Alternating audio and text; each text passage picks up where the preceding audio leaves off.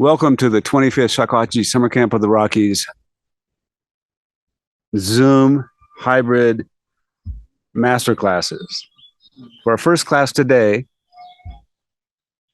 the basics class, Christopher Yohmei Blasdel has come from Honolulu, Hawaii to present his work, which will be a published book next year, what it does and how it does it. We're looking forward to this, and it's a great way to enhance your understanding of the music of sankyoku, Jiuta, and Sōkyoku, and how shakuhachi can fit in that environment and how you can deepen your experience as you put your shakuhachi into that environment. So without further ado, I'd like to introduce Christopher Yohmei Blasdel.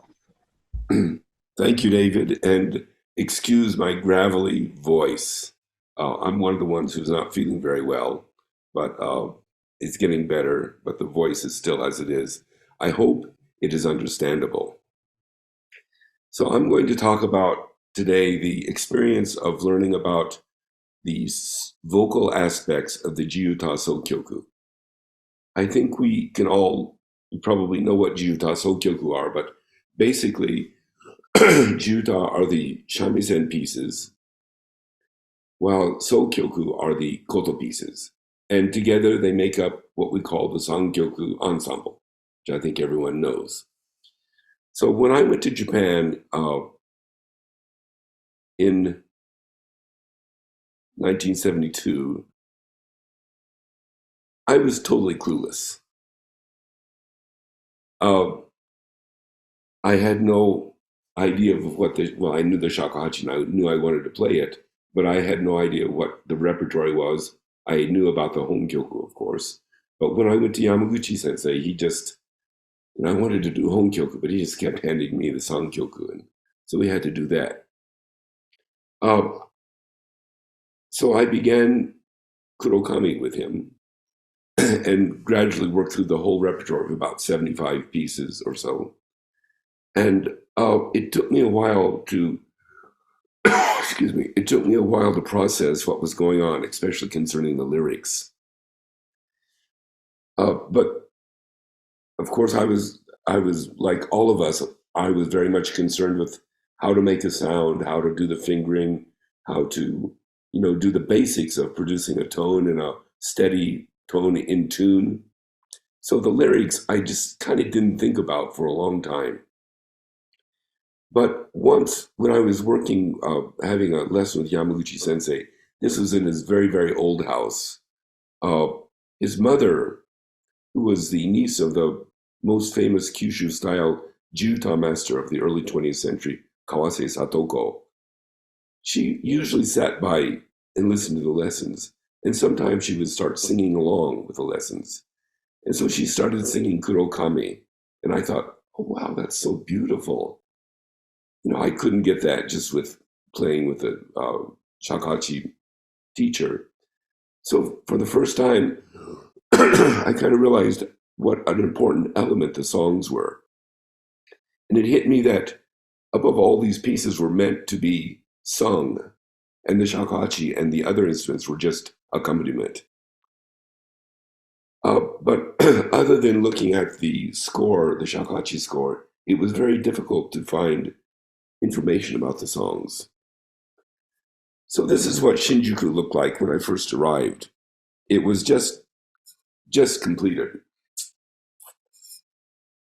This picture is probably 1970 or 71. I arrived in 72, and it was like the epitome of modernism. Tokyo in the 70s was booming, and it was building infrastructure, but there wasn't much information infrastructure like we have now. Of course, there was no internet or no way to really access recordings, or videos were just out of the question because they weren't videos, they were films. So it wasn't easy to find concerts, recording of translations, or the songs that I was studying. This kind of situation continued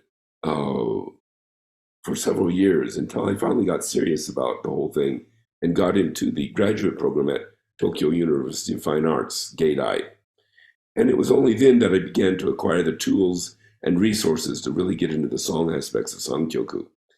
It also helped to have great mentors, like the pioneer of ethnomusicology studies in Japan, Fumio Koizumi, and of course, this is our beloved David, and here's me. So David kept me on my toes because he was always doing things that I realized I should be doing. As an aside, this is one of our student performances at Gaidai. Here I am. Here's Tom Hare, who's with us during this this camp. This is David Hughes, who recently retired as professor of ethnomusicology at SOAS. And this is David Crandall, who's a no expert. So this is the kind of company I was keeping. I was very fortunate to have these people around me.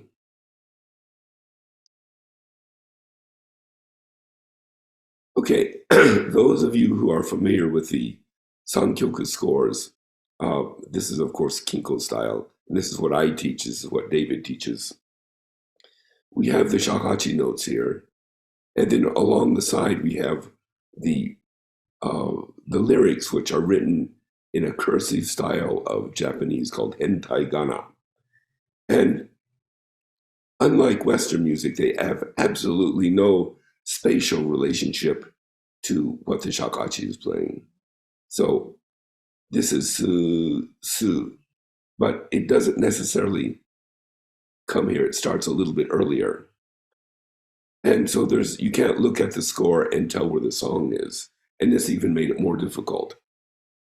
So one must listen to the performance or a recording over and over in order to understand the placing of these syllables in the lyrics.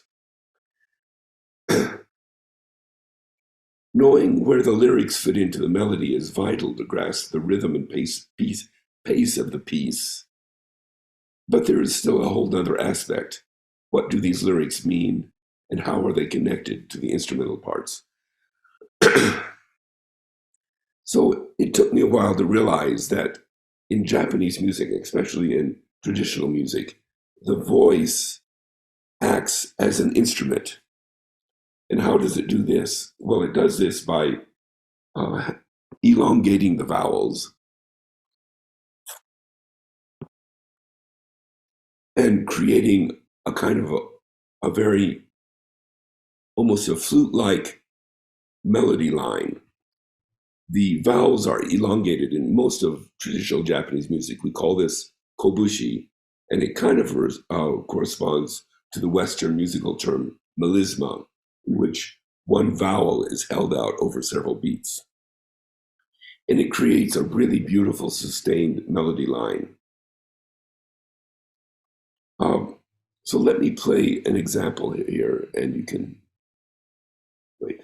So this is Yūgao. Well, let me go back a bit. So I tried to find more information about the songs.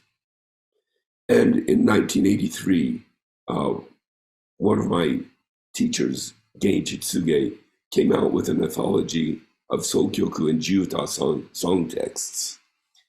He did this while he was in residence at Wesleyan University in Connecticut. This was the first kind of attempt to translate the lyrics of these pieces into English. They weren't a really good translation, but they were very valuable at the time. Later on, I found this book, which is of course, all in Japanese, but it is a very comprehensive translation and annotation of both Ikuta and Yamada style pieces. Although he translates it into contemporary Japanese, but they're quite stilted, and it's not very poetic as far as I'm concerned. This is a more recent attempt at making the lyrics to the Jiuta and Sōkyoku pieces more accessible. But it doesn't really have a lot of the pieces. It has maybe 50 of the pieces. So this is what basically we have to work with today. There's also Kubota Satoko sensei's work on the Jiuta, Sōkyoku Jiuta pieces that I don't have up here. Okay, so my my research consists of basically an introduction including the editorial conventions, notes on the translations and transliterations, and how to read the translations. Included, sorry about this voice, I hope you can understand me. Included in the introduction is a 14,000 word essay co-authored with my colleague Gunnar Jinmei Linder, entitled An Introduction to the Art of Jiuta Sōkyoku, History, Background, and Development.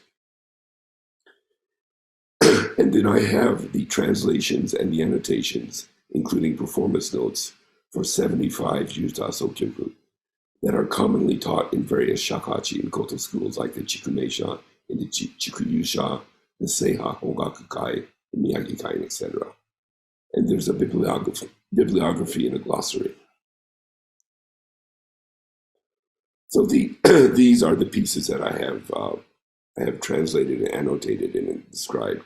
You can see that most of them are pieces that we know, or that we've done. There's a few rather obscure pieces I added just because I like them, like Katsura O. This is rarely done today, but I really like the piece, so I thought it deserved attention. And Kyoku Nezumi is not a piece we study. It is a kind of jiuta, but it's in the genre of sakumono, which are humorous or parodies of songs. And the reason I included this is because it's just such a joy to listen to. And the lyrics are about an army of mice that descend into the kitchen at night to ravish it and to find food. Anyway, it's a wonderful piece, and that's why I included it here.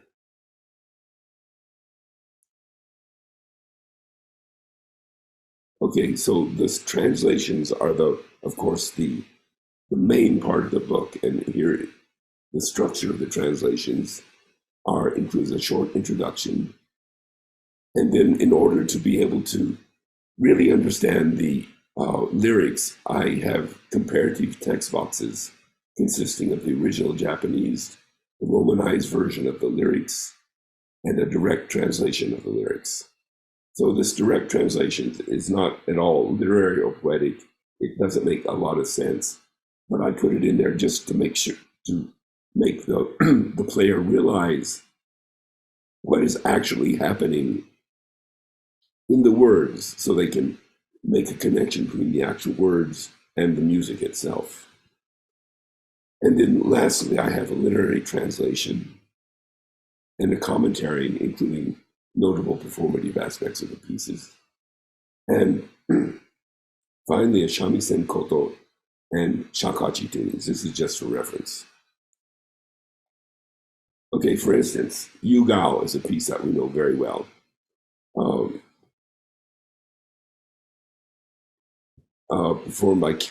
Composed by Kikoka Kengyo, and the lyrics are based on the Evening Faces chapter of the Tale of Genji. So it's a story of Prince Genji, who was an amorous boy of 17 who had a lot of lovers, who pays a visit to his old foster mother in a slightly neglected area of Kyoto. On the way, he stops to admire several delicate Yūgao flowers blooming on a fence. Just then, a maidservant appears with one of the flowers, along with a perfumed fan and a poem. This is a gift from the young lady of the house. Genji resolves to find out who this young admirer might be. He calls her Yūgao and manages to have a brief love affair with her.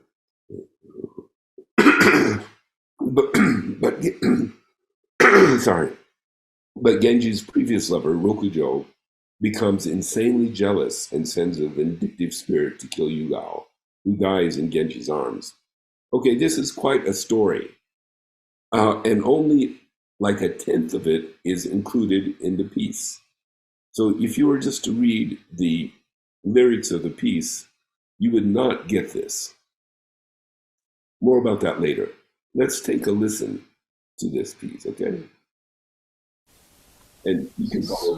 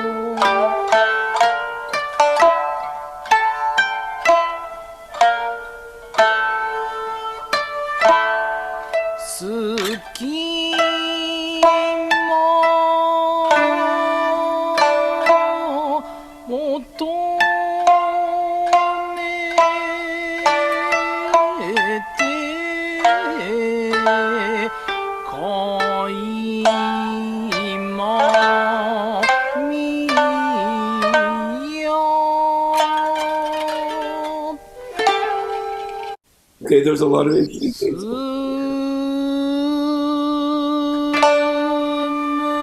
There's a lot of interesting things going on here. So, of course, there's the shamisen, which the shakuhachi generally follows. There's a koto, almost a contrapuntal part, which adds space to the ma of the jiuta. And then there's a voice that sort of just draws a beautiful melody line over the whole top of this. And they're not always playing in, well, they're rarely playing in unison. And of course, the shakuhachi. So they're rarely playing in unison. There are different rhythms, different beats that they follow, slightly different notes, and kind of like a incidental heterophony, which heterophony just means a different, playing different notes at the same time, as opposed to monophony or unison. And then above this, the shakuhachi adds, it sometimes follows the the shamisen, it sometimes follows the voice, and it sometimes follows the koto. So we get the best of all three worlds there. So it's important. I mean, it's very easy to follow the shamisen. I think we all do that, and the koto, because they're very their parts stick out. But unless you listen to the voice, you can't get a lot of this very subtle sort of sense of ma in between the notes. So again, going back to the idea of kobushi or melisma, in Japanese, as I said before, the elongation of the vowels they're singing, I tried to sing it now, but my voice is just shot. It's going to sound terrible, but you can listen to Yoko-san singing.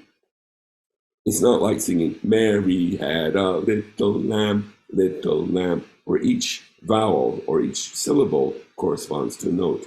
This is like taking out, elongating each vowel into this beautiful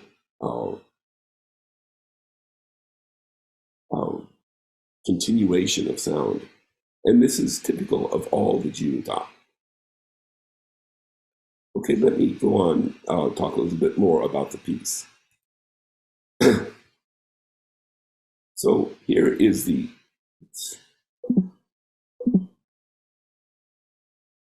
okay, here is the literal translation. Who lives here? Genji asks. He shall inquire this evening. Few carriages pass by here. Enchanted he tarries and looks for a gap in the hedge to glimpse inside. Genji holds up a fan, slightly scented with perfume. On the fan, Yūgao inscribed a song. On the Yūgao flower, the white dew glistens with light. The very elegant Yūgao flowers brings the two lovers together for a dreamlike night.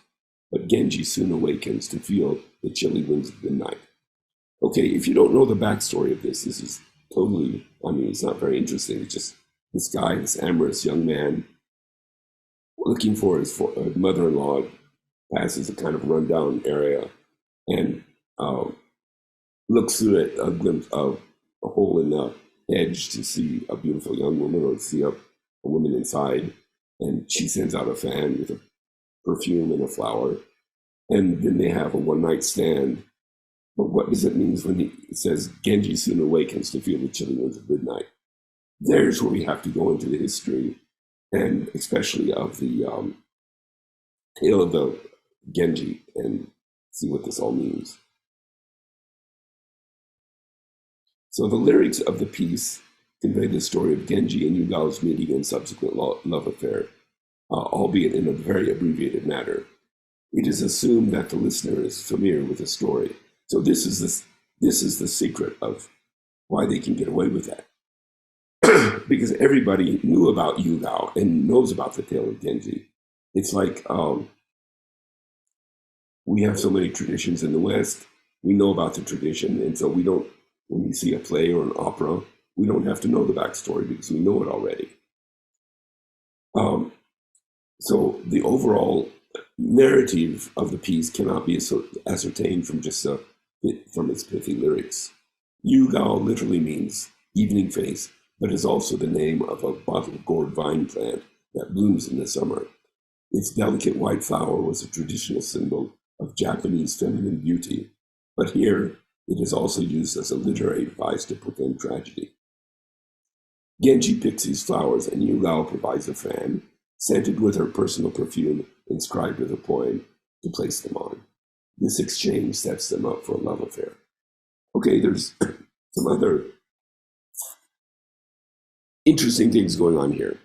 So, personal perfume, right here. In the Heian period, people with means, like nobility and the royalty, they had their own perfume, individual perfume. And so you could walk into a room and say, oh, Genji was there, or Yūgao was there, because their scent would linger. And this is a very important part of the piece, the idea of the olfactory.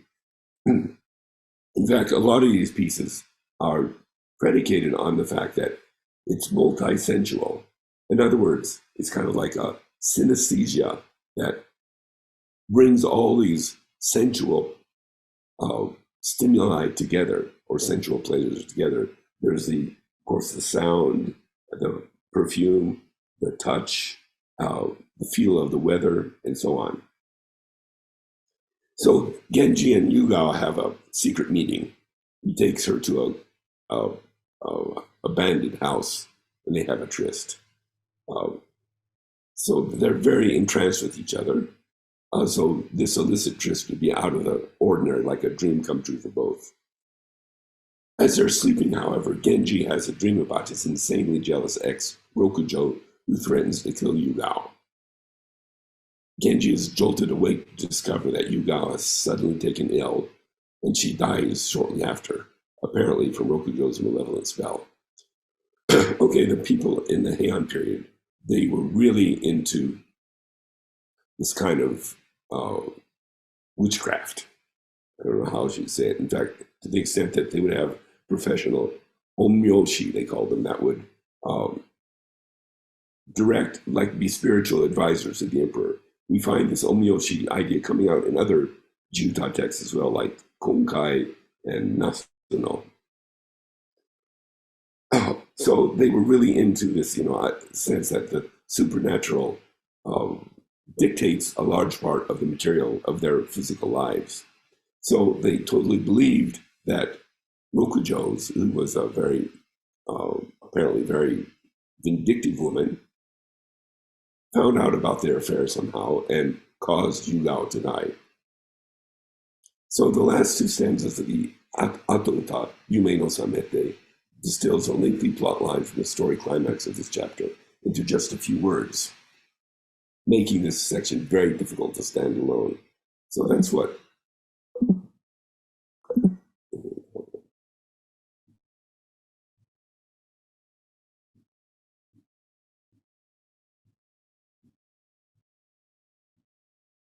So this, Feel the Chilling Winds of Midnight, this distills that whole episode with Rokujo into just a few lines. So if you don't know about that, then the whole meaning of the piece is kind of, is not there.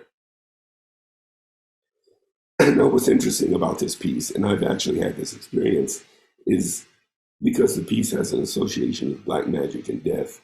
Even today, some superstitious koto shamisen players have reservations about including this piece on their program. I realized this several years ago when I performed in Kyoto with a koto player. Of course, she agreed to do it because it was a gig and it was a very nice, it was for the city of Kyoto for their 2000th anniversary, 2,500-year anniversary, or something like that. But I could tell she was a little bit skittish about the whole thing. So, I mean, that sense of the supernatural still manifesting in the realm of our world is still alive in Japan in many places. Okay, now let's look at the musical aspects of this. The Atouta is decidedly morose, the final ending section is morose, but the Ainote in the opening verses and the Tegoto are a real pleasure to perform and listen to, and they can contain many delightful passages. This is kind of in character with a hopeful infatuation between the two young lovers. And this is true with a lot of pieces. For instance, the piece Zangetsu, which unfortunately I'm not able to share with you this time.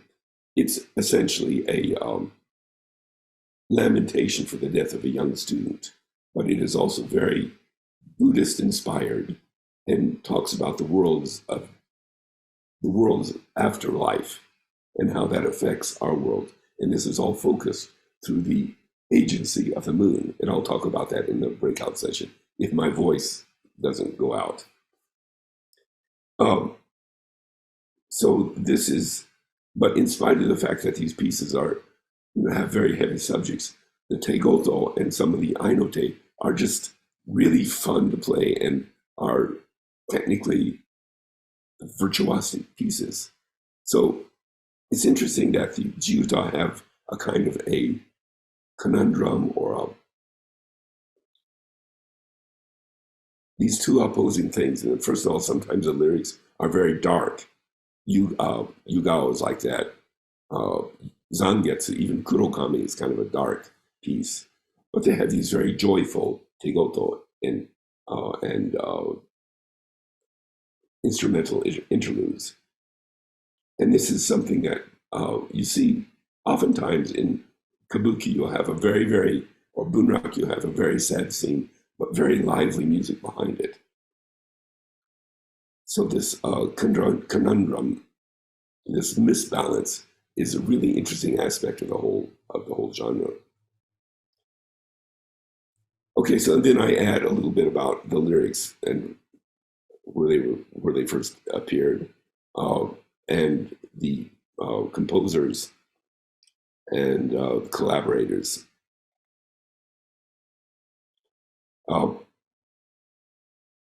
Kikoku Kengyo and Yaizaki Kengyo collaborated on a lot of pieces. Iso Chidori, Imakomachi, Kajimakura, Katsura O, Sasa no Tsuyu, Sono no Aki, Cha Ondo, Fune no Yume, Yamajishi, and Shin Musume Jishi.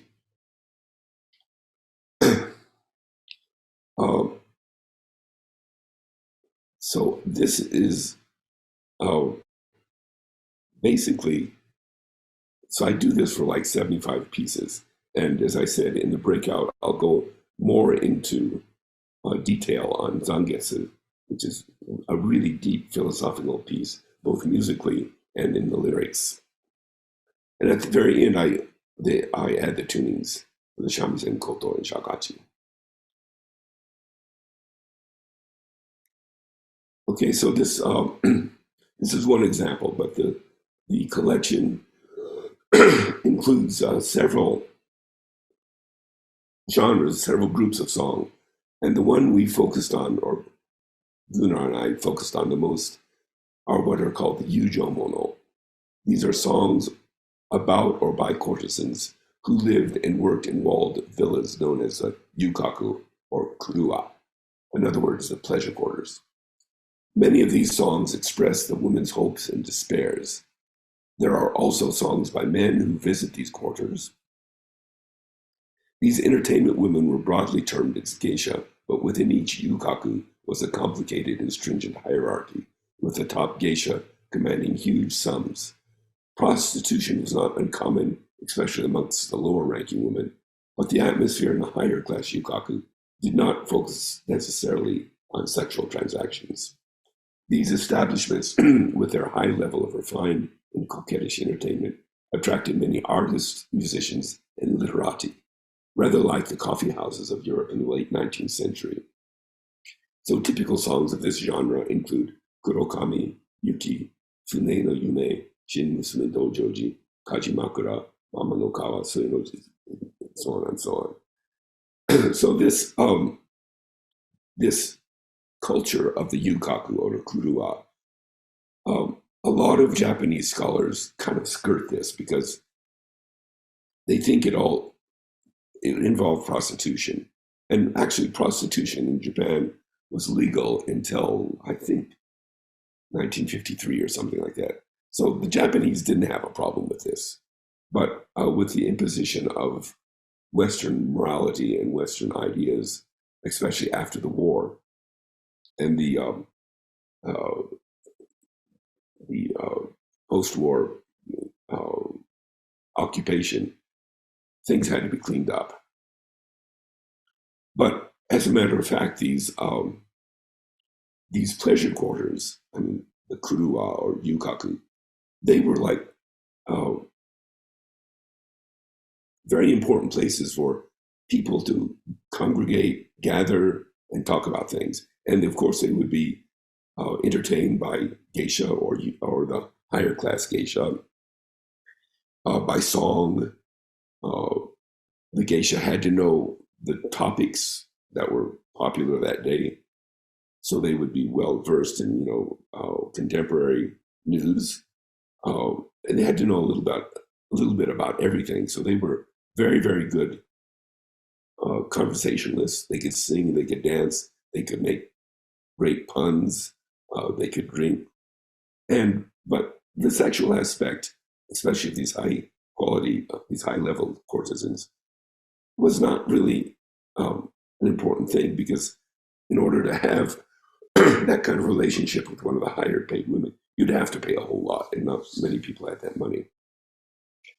However, on the lower end of the scale, and there was a whole hierarchy of these women entertainment, and also men too. They were not as many as women, but they were also part of the prostitution scene there. So in the lower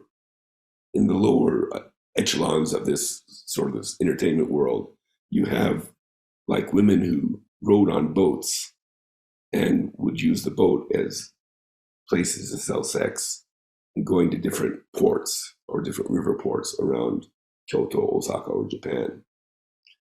They were some of the lowest class, and they were not protected. They either, health-wise or administrative-wise. They were totally on their own. And some of the Fune no Yume is kind of like that. The Yamada piece, Hototo Gisu, also kind of refers to the boat prostitutes. So this was like the underside of this dazzling world. And of course, women were always the victims of this. So there's a whole another topic to go into, but you do get a glimpse into the life of the women who sometimes had to suffer this. Interestingly, though, some of the best insights into this are lyrics written by men. So go figure. On the other hand, you have some pieces like Shin Musume Dojoji, which is supposed to be patterned after a very famous no play, The Legend of Dojoji. But this is just kind of an excuse for a name. And after quoting a little bit about this story, the lyricist starts talking about his favorite geisha. So it's kind of a bait and switch piece. And there are pieces of supernatural phenomena like Konkai, Nasuno. Both of these pieces are about foxes, because foxes are considered like having supernatural powers. Yūgao, which we went into, in Chikubushima, which is straight out of the no play, where you have a dragon and a magical lady. That's all, And then we have a genre called the Meiji Shinkyoku. The Meiji period started in 1868, and it was the introduction. It was the modernization, beginning of the modernization of Japan, when the shogunate fell and the emperor was reinstated as the head of the government. And but they continued doing pieces in the Teigoto style, and some very nice pieces are like Shin Takasago, Ouchiyama, which was the poetry was written by the Meiji emperor and empress. Omi Hakke, Mitsu no Keishiki, Meiji Shochikubai, Kaide no Hana, Miyako no Haru. And then we have songs of celebration like Shochikubai, Takasago, Yachio Jishi, Miyako no Haru, etc. And finally, and there's more than I put down here, but we have these songs of humor and innuendo like Kyoku Nezumi, Cha Ondo. Now, Cha Ondo is famous as a piece for making tea, but it's also very slyly referring to sex. What else? So the women sit around and say, his stirrer is bent; it's not as good, and his stirrer is a bit short. You can imagine what they're talking about. So this collection, what I'm trying to do is the same thing that I tried to do with my shakuhachi manual, is go back to when I was 20 or 21, 22, and starting to learn the shakuhachi and coming up against this wall of just not understanding anything at all.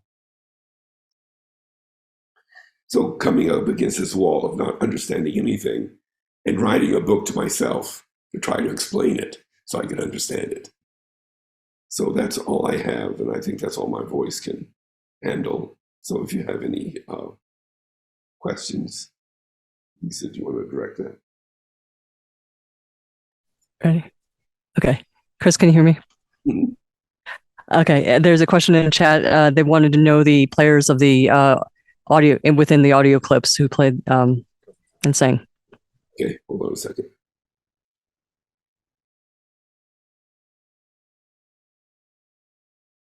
I had that in my mind. It just kind of slipped. I forgot what.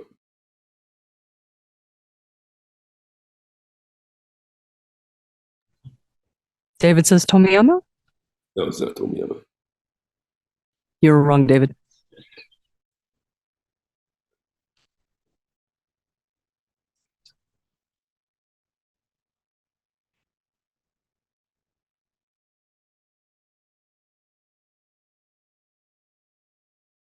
It was Yamada. It was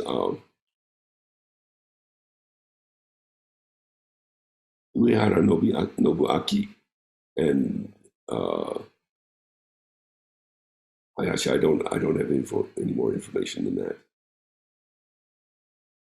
Sorry about that. But I do have the information for the breakout section. Any other questions?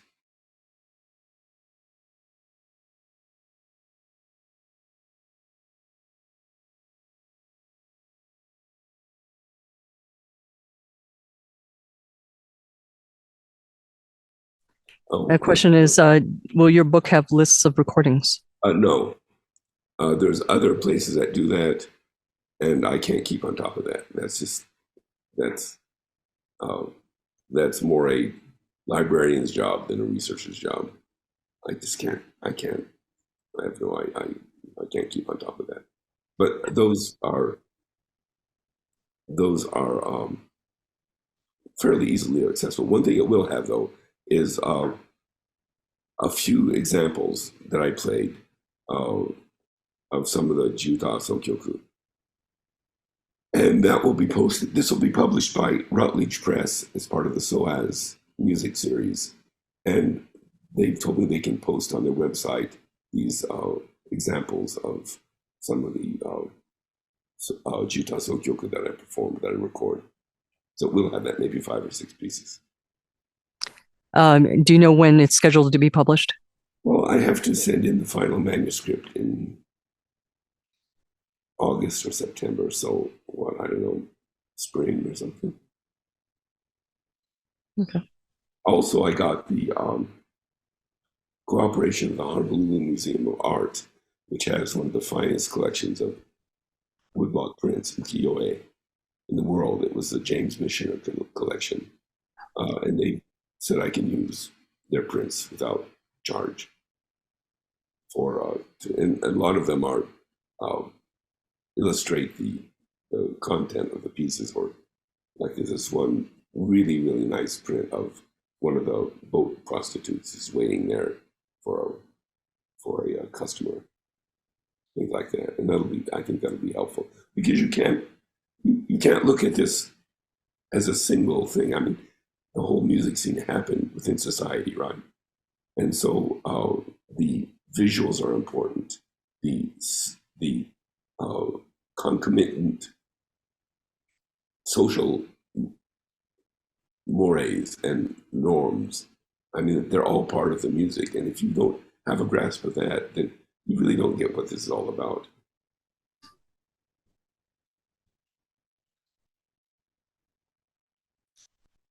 People are expressing they hope that you feel better soon. And Rachel says, will someone make you a hot toddy with lemon and honey and rum? Well, Rachel, you're the best one to make it, but you didn't come. Thank you. Actually, the voice is the worst part of me right now. A little bit of sore throat, and but the fever is broken. I mean, and I feel pretty good. It's other than the voice.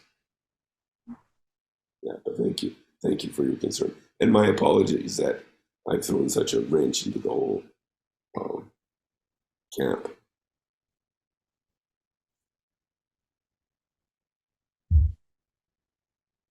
Okay, if there's no other questions, then if you are free in the breakout period, I'll go over Zangetsu. So David, I'll give this back to you. Thank you so much, Christopher. A beautiful talk and a great introduction to what will certainly be a fascinating book. We're all looking forward to its publication.